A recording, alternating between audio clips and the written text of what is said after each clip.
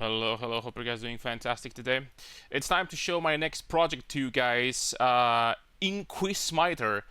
I swear, if there is a contest, if there's ever going to be a contest for like the worst character name ever in any game, I think they're going to go with this. That being said, apart from the horrible name, anything about this build is horrible. I made this build basically to be able to farm virtually anything in the game. Ubers for this build is like nothing, right? The numbers compared to the previous build to Smite of Divine Judgment, Brutus of Divine Judgment, are way higher. Around triple, double damage depending on if you're using Wither consistently or not, and about triple the tankiness. On top of that, we have a way to recover health. Yes, rather, with Aegis. So this is an Aegis build. It's not like hyper optimized yet because I put the build together 2 days ago. That being said, a classic showcase is going to happen in this video. I'm going to give you a showcase of what I've been running, what maps I've been running, and then we're going to jump into PoE. I'm going to explain everything in PoE after that, how we scale and stuff like that. But also during the showcase, as always, I'll be yapping all the time to more or less show you guys what this build is all about. The maps I've been running is basically, for the most part, the strategy I've been running before, with the exception that I started adding 80% Delirious. And there is a great reason for that. I think that 80% Delirious is something that this build can handle easily pretty much every single time, apart from the most disgusting modifiers, which I do not recommend you to run, like minus 40 max res is, you know, if there's only one dangerous modifier, you can still run this. That being said, if there's a combination, then you know there's basically no builds that will be able to run this stuff. If they want to farm Blight. That being said, we're going to run something like this. The best part about running Delirious and using Divination card Delirious Orbs is the fact that you lose no money. So you basically get free quantity because you get the value back in stacked decks, right? You drop stacked decks all the freaking time with these. So then you know we can just farm 1,000 or 2,000 of them, just can sell in bulk. So that's beautiful. That being said, enough yapping. It's time to stop yapping about the farming strats. It's time to start yapping about the build itself. So this is a build that combines stacking strength and intelligence. We're running Inquisitor, and there is like a lot of like chain reactions in this build, basically that gives us a lot of damage and a lot of defense at the same time. There is actually a version of this build I was thinking about doing, which I am going to briefly talk about at the end of this video. Holy smokes, this guy! Thank you. Which is Evasion based instead of Aegis. That being said, I'm not 100% sure if I'll be going for it, because I have to admit I really love Aegis, especially if you can, if I will be able to add more armor in the future. Right now we're sitting at about 50,000 armor. You definitely can get way more than that, right? If you're going to try to really squeeze as much armor as possible, you can get to about 100,000. And 100,000 armor with Aegis is a very substantial amount. Now on this map, on top of all the modifiers, we just added minus 50% additional physical damage reduction. And we have what? We have 47 chaos resistance, we have 186% more monster life, so triple life basically on these guys, apart from being 80% delirious. We have 342 of their physical as extra damage of a random element, and on top of that we have another 100 from the altar, and I have no physical damage reduction basically. So as you can see, the map is going to be pretty stacked, but this still is nothing compared to how hard the Blights are in comparison. Because Blights, if you're adding appropriate modifiers, the Blight really get scary, right? They're absolutely devastating when it comes to how much damage and defense they have, especially if you're running a version with the bosses. I'm not running the version with the bosses, even though I could, simply because I tested it, and in my opinion, running the version when you're dropping a lot of scarabs and at the same time you're dropping a lot of maps and currency simultaneously is still better. But I can totally understand that some people will not like this version to farm, because you need to sell maps after all.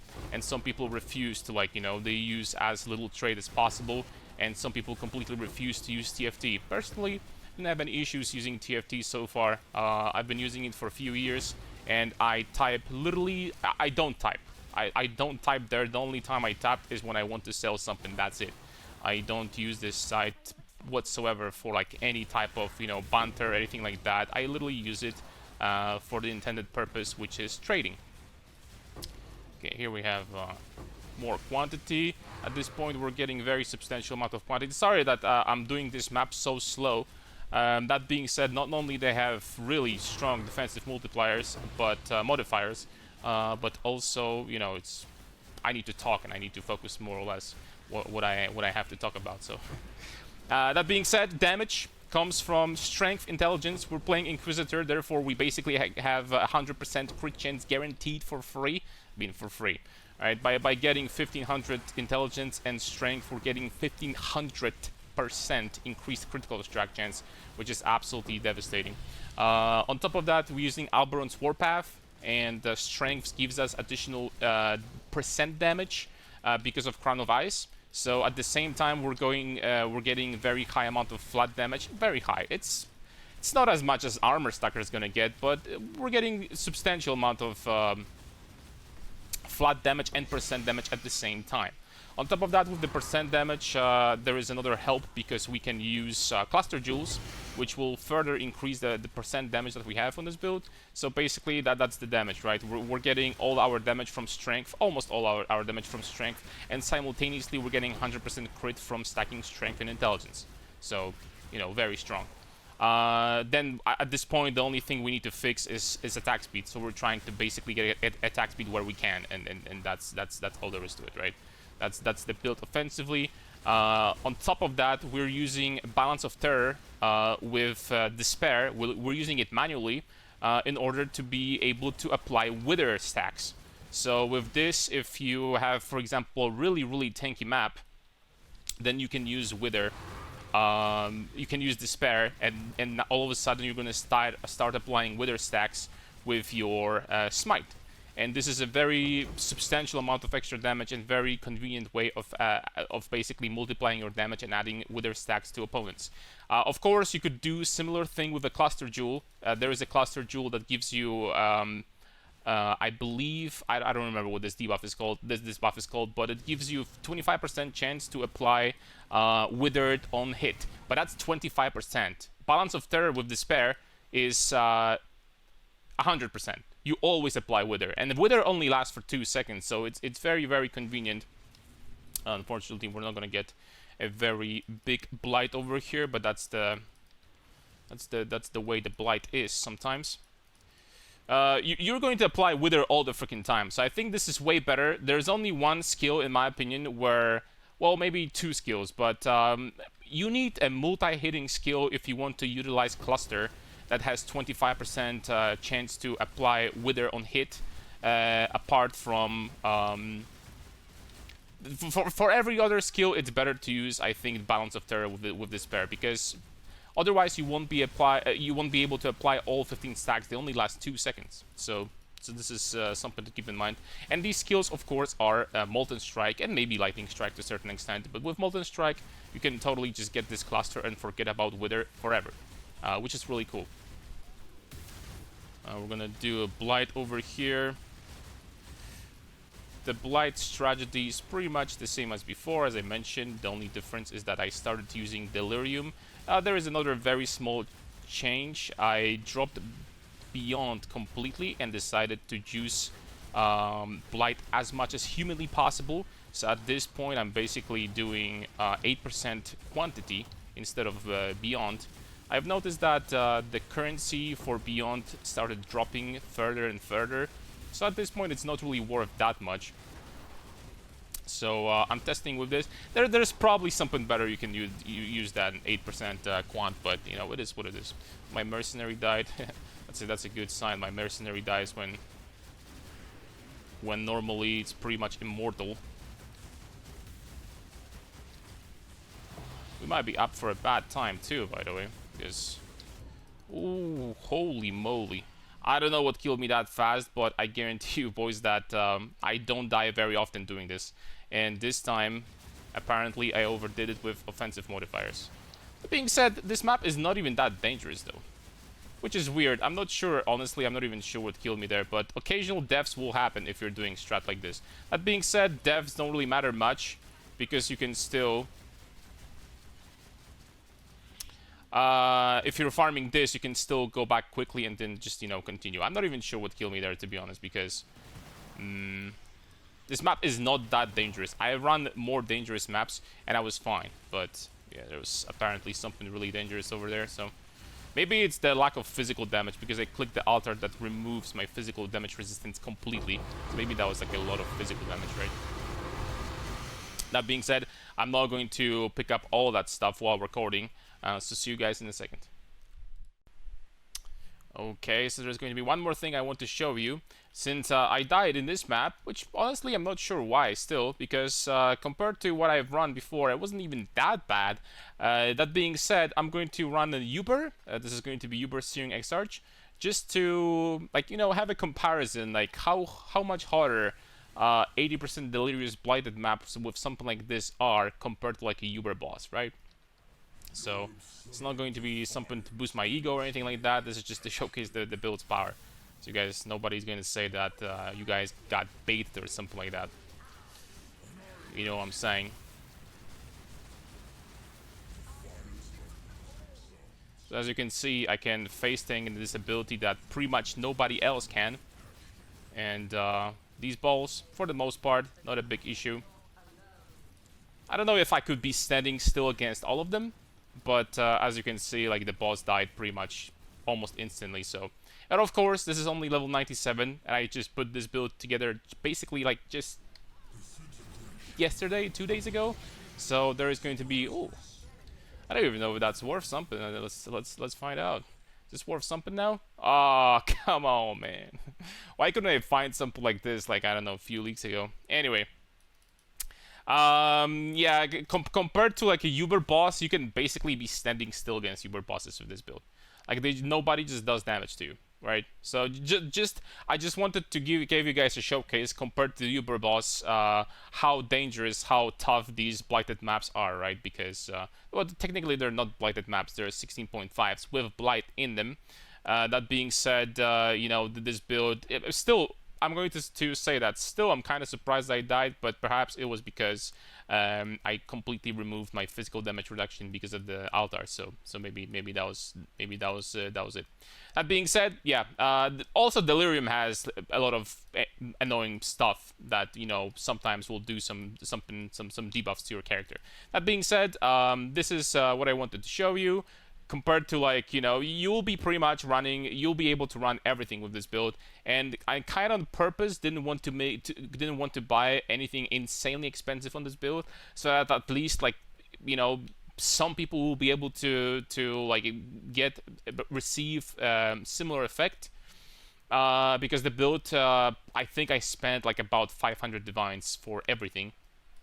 And there are more improvements, but I want to make a separate video about all improvements. And that being said, let's just jump into PoE. So when it comes to offense, I'm just going to talk briefly of you know, about what's going on here. When it comes to offense, let's talk about Ascendancy first. Of course, we're using Righteous Providence. We're stacking Strength and Intelligence. Both Strength gives us flat damage, percent damage due to how build is designed. Intelligence gives us Strength still gives us ES. Intelligence gives us, in comparison, ES and crit chance because of Righteous Providence, and then we have Righteous Providence, so like this is basically a guaranteed 100% crit chance with this weapon. With Paradoxica, Paradoxica has pretty high base chance, 6.5%. So if you're going to give yourself this enchant from a harvest, it's guaranteed. You know, even if you're gonna have 1200 or 1300 strength with Wars gear, it's pretty much guaranteed that you're gonna get crit cap just with this, and that's absolutely insane. This where inevitable judgment would be amazing if we were doing elemental damage, but we're not, because we're doing pure chaos, which is cool because at the same time we're immune to reflect, and at the same time I guess we can skip.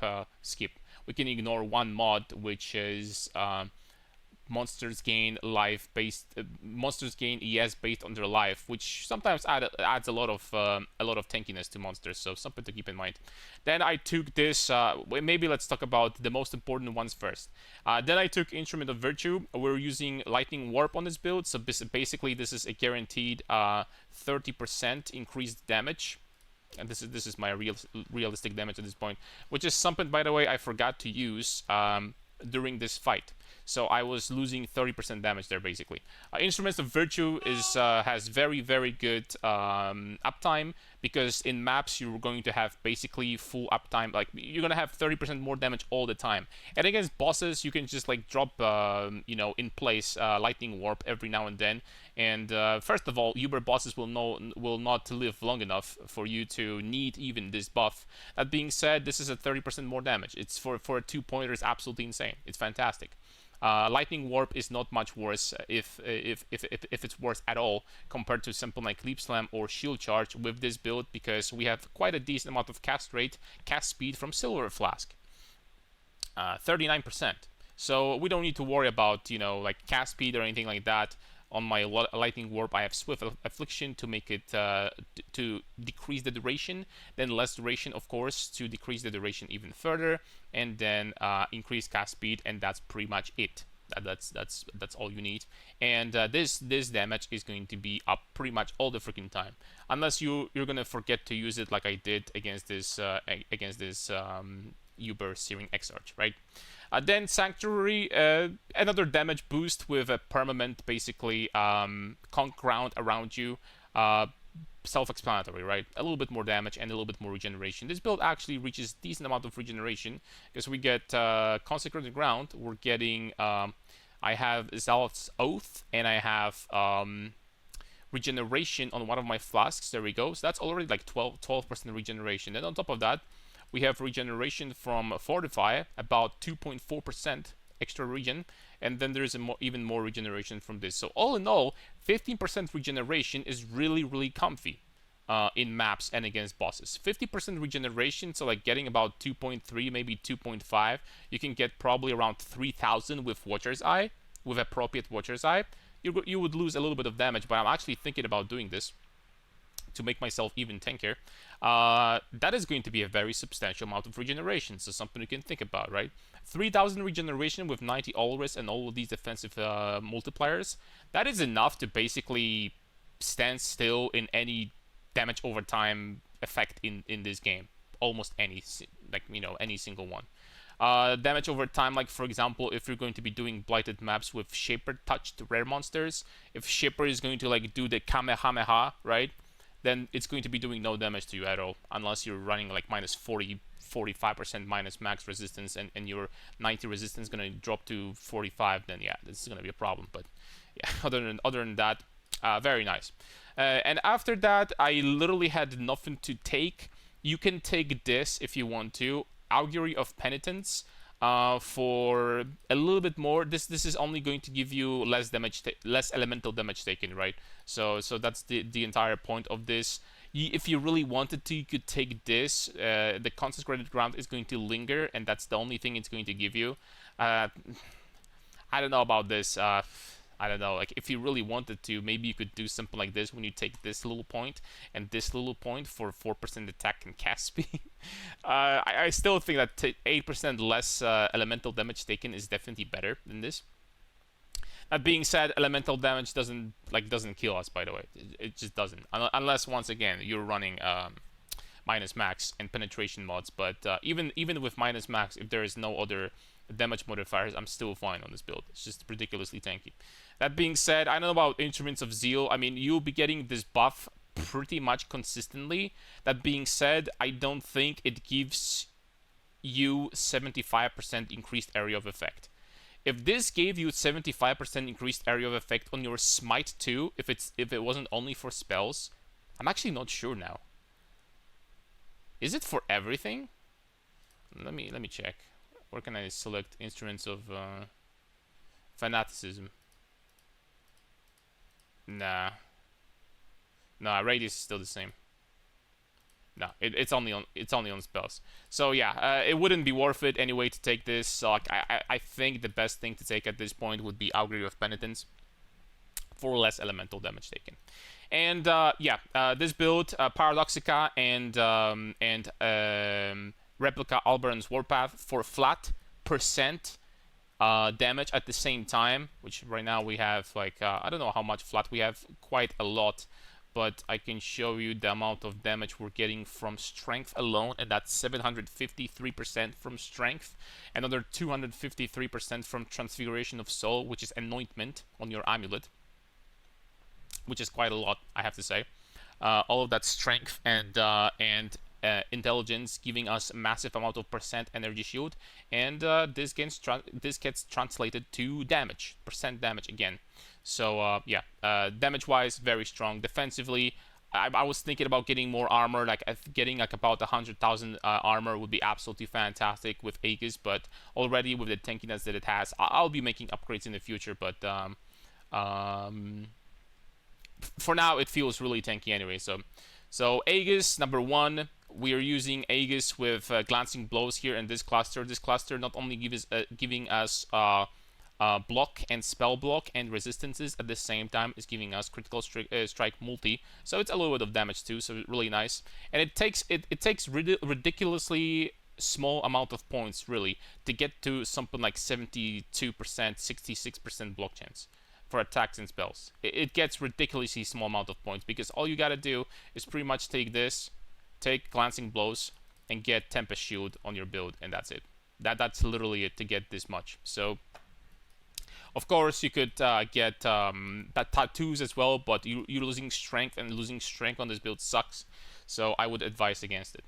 But yeah, Aegis with this amount of block, you know, 1,000 energy shield recovered on block, very substantial defensive layer in my opinion. On top of that, 2/3 of the time you're taking 1/3 less damage, which is, you know, another nice defensive layer, I would say. Other defenses, of course, stacking strength and intelligence, stacking strength with Shaper's Touch, giving us massive amount of energy shield, 15,000 right now if you really wanted to push with mirror-worthy items. For example, you could get Twilight Regalia with 50% increased defenses. I saw a mirror Regalias. Of course, you know, it's going to be expensive, but because you need a mirror and a fee at the same time. But when I copied pasted the best armors that you could possibly have on this build, my ES would still go up by like about 2,000, and armor would go up by another, like, you know, 5, 6, 7,000. So it's absolutely huge again defensively. With Watcher's Eye and some other improvements there and there, I think you could get even a 20,000 energy shield, which is absolutely massive. On top of that, we're using a Molten Shell, obviously, with casting damage taken. This is not the bulk of our defenses, as you can see. Like, basically, you know, without anything, just with Fortify, we have 273,000 elemental max hit, and very substantial physical max hit at the same time, which is very, very nice. On top of that, we're using Flesh and Stone, so enemies, this is especially useful against Blight, I guess, because enemies in your proximity is going to be doing less damage. And this is not just less physical or less elemental, this is just less. So, you know, very, very nice. On top of that, of course, we're using CI, so we're completely immune to Chaos. And we have this node over here, which will pretty much make you have endurance charges all the time in Blights. 25% chance to gain endurance charge when you're hit. So this is, you're gonna have endurance charges pretty much all the freaking time. If there would be like a better way to get endurance charges, I would definitely go for minimum endurance charges on a like giga crazy helical ring. I would definitely go for something like that. That being said, this ring was already expensive. This is, by the way, the most expensive item on this build, apart from Mage Blood, because I spent 135 divines on this, and it's an insane ring. That being said, if it had minimum endurance charges, it would be even better. So minimum endurance charges, or like even having two different ones if you have giga budget for minimum endurance and minimum frenzy charges. That being said, I'm also going to be like on the quest of trying to make a Paradoxica double corrupted with you gain Frenzy Charge for every 200 mana spent. So that Frenzy Charges is by default going to be like almost 20% more damage on this build, which is going to be a huge boost. And when it comes to boosts and further improvements that you can make on this build, the sky is the limit, really. There is so many different things you can do, and I think I'm going to talk about it in a separate video. I really will, because there's just too many things to talk about. One thing I can really quickly show you, though, is if you, for some reason, don't want to run with Aegis, you could run this build with something like Energy Shield instead. With Evasion instead. So what you have to do is basically, like, you wouldn't need armor anymore, so you would drop this, and then you would get this class over here, and this says increased evasion rating per 5 intelligence, 1%. And this is absolutely insane for intelligence stackers, because, you know, you get such a massive amount of evasion. See, just from intelligence, we have 332% increased evasion. So at this point, what you have to do is we're gonna craft an item. We're gonna do a crafting session real fast. We're gonna get utility flasks. We're gonna get probably Jade Flask, gonna be the best. We're gonna apply enhancement. Then we're gonna get this. We're gonna get evasion. And add to build, and boom, we're gonna use it instead of this granite flask, and boom, all of a sudden we have 25,000 evasion rating. Then of course we're swapping determination for grace, and boom, we are sitting at 60,000 evasion. At this point, we're sitting at 87% evade chance. That is a very substantial, and I mean very substantial, amount of extra avoidance. Right? That is a very substantial amount of extra avoidance. On top of that, of course, you don't need Tempest Shield anymore, and you don't use Aegis. So instead of Aegis, you would be doing something like Titanium Shield with. You probably want like a Fractured Titanium Shield, but for like, you know, just to do it quickly, I'm just going to do something like this. Obviously, as much Energy Shield as possible. Maybe you would like want to actually like fractured one with not fractured, synthesized one with like 600 energy shield or something like that, because that will give you more crit multi at the same time from the mastery. You get intelligence, and here I literally, like, I don't know, whatever, right? And at this point, the shield like this would give you another 17% damage and 1300 ES, and that's not even synthesized, right? A shield like this already. So, as you can see, like, you could do some interesting stuff with this, all in all, and make it really, really powerful. But I'm going to talk about this in the next video, in a completely different video, because there'll be too much to talk about. Because in the next video, I want to, first of all, show you the improved version of this build. I'm going to keep on leveling. I'm going to keep on improving my gear and stuff. And secondly, I want to talk about different versions, like the Evasion version. I think you could get like 100,000 evasion rating without without many issues, and that'll be. I'll be testing it out. I'll tell you what. I'll definitely test this version. So that's one thing. Second thing, I want to talk about Molten Strike version, which is also very interesting. So there's going to be a lot to talk about. But that being said, this is more or less, you know. I have this habit of talking about a single thing for way too long. So only talking about offense and defense took me like 15 minutes, and you know, there's all these jewels and stuff like that. So I think it's pointless, because, like, you know, if you're a new player, you're most definitely not going to go for this build anyway. And if you're an advanced player, then you're going to understand what's going on here. That being said, I do not want to make this video like an hour video. Therefore, I'm just going to call it a day over here. If you're going to have any questions about this, I don't know, like anything, like literally how it functions, or like, you know, how to get a particular item, then feel free to ask in the comments. Of course, I'm going to give you guys the PoE as well, so, you know, advanced players will be able to just take a look and see what's going on. And of course, if you perhaps found any improvements, then I'm always willing to hear out, right? Because once again, I made this build in few days, then I put this build together 2 days ago, literally. Yesterday I was streaming this build for the first time on stream, so I bet there are improvements to make, and I'll be trying to read every single comment. So thank you very much for watching, guys, and see you next time.